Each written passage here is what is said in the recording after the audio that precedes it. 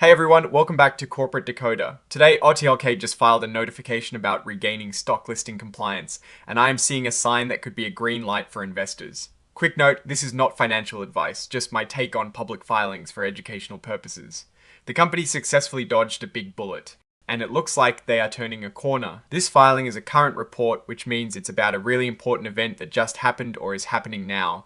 It is not the regular quarterly or annual report, but something that the company needs to tell investors about immediately. The company we are looking at today is Outlook Therapeutics Incorporated. They are in the healthcare and biotechnology sector, and they have a pretty small market cap right now, around $200 million, with their stock trading around $1.71. They are a relatively small company with about 17 employees. The news here is all about a big win from the 26th of June 2026. This is about whether their stock can stay listed on a major exchange, which is super important for any company. This section is the core of the filing. It tells us that there was a potential problem with the company's stock being listed on the Nasdaq stock market, but now that problem seems to be fixed. So Outlook Therapeutics got into a bind back in February 2026.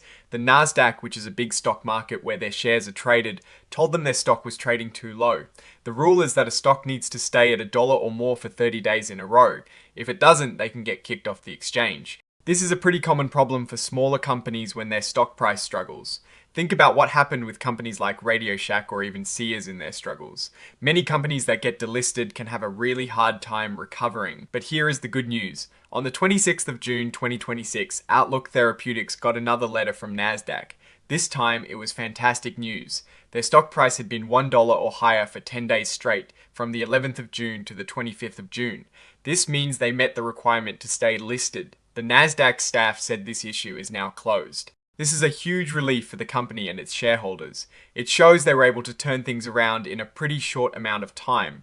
This is sometimes called a compliance win, and it is a big deal to avoid being delisted. Now, let's look at the external context. Recent news shows that OTLK stock has been climbing. There are headlines about the FDA fast, tracking a decision on their drug, Lightenava, and the stock soaring. This suggests that the positive news about the drug's approval might be what is driving the stock price up, which in turn helped them meet the Nasdaq's minimum bid price rule. It seems like the company has multiple positive catalysts happening right now. Institutional investors also seem to be paying attention. Major holders like Armistice Capital and Vanguard hold significant stakes. This often indicates a level of confidence from larger, more experienced investors. What this means is that while the company was dealing with a serious listing threat, other positive developments like potential drug approvals were likely giving their stock the boost it needed.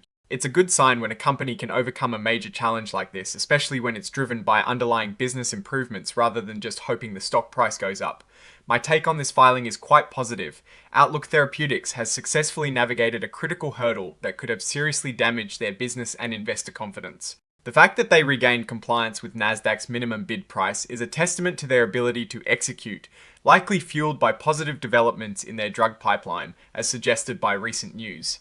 The risk I am watching is whether the momentum from the Lightenava approval news can sustain the stock price well above the $1 threshold going forward. What I am actually looking for is continued positive news flow related to their drug and sales performance.